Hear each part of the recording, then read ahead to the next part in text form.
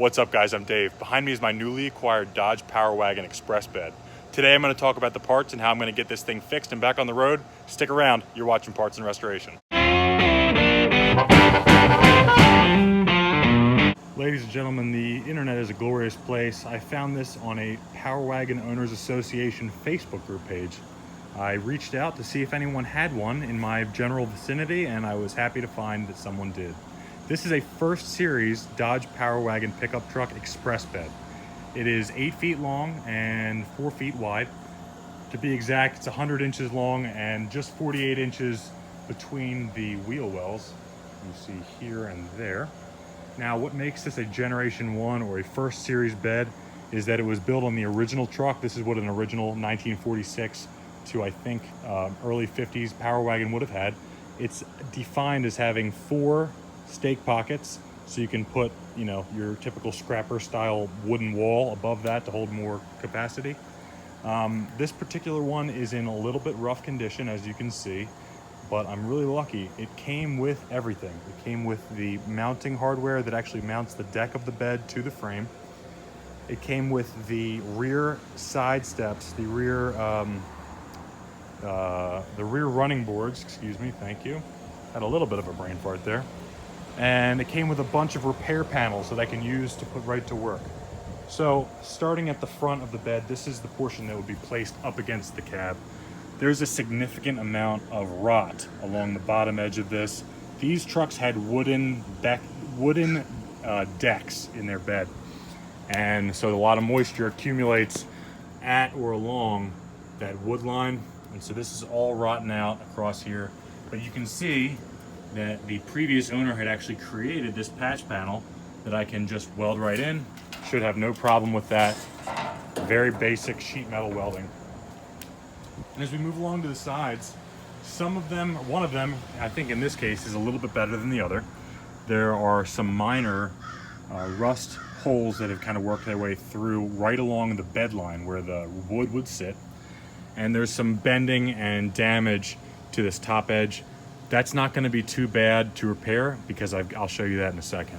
You can see here where the fuel tank filler neck goes through. That's in good shape.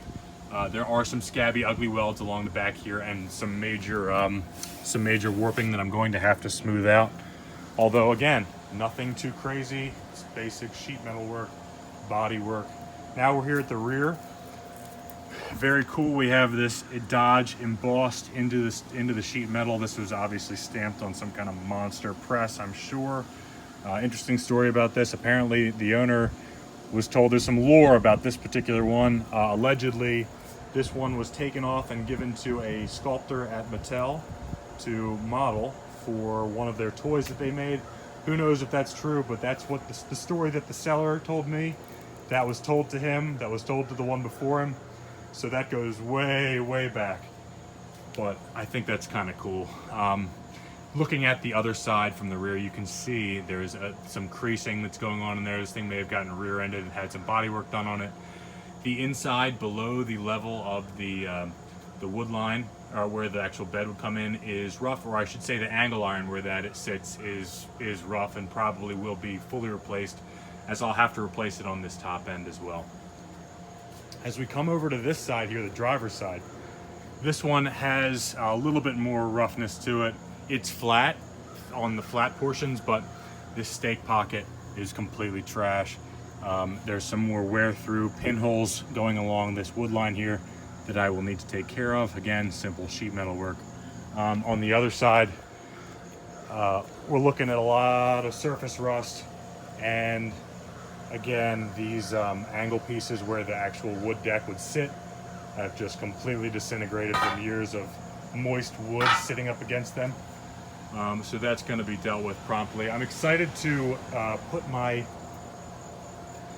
Eastwood contour tool up to work on this to get the rust and scale off. I'd considered potentially having these sandblasted, but I really would like to put that tool to work and see how it goes. Also over here is all of the sheet metal patches that I was given. Someone took some time to cut up another first series bed to rob it for parts. I've got a bunch of stake pockets. I have some nice top rail that's perfectly straight that I can replace this one with, so that should be easy enough. And some other, basically just some good panels here that I can cut into strips to patch up some of these areas with pinholes. And yeah, I mean, I have everything I need. I'm very excited to have also gotten these back running boards. They were going to cost me a bunch of extra money, and I wasn't looking forward to spending that. Lastly, if anyone knows what these are, I haven't researched what these are yet. I just got home from buying this. These parts came with the kit, and I don't know what they are. I'm assuming they may be somehow they may somehow go around the fenders, but I really don't know.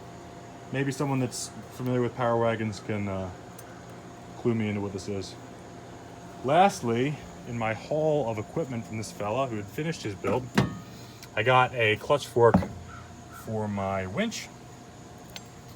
I got a knob with the shaft and spring, and I got the brake for my winch.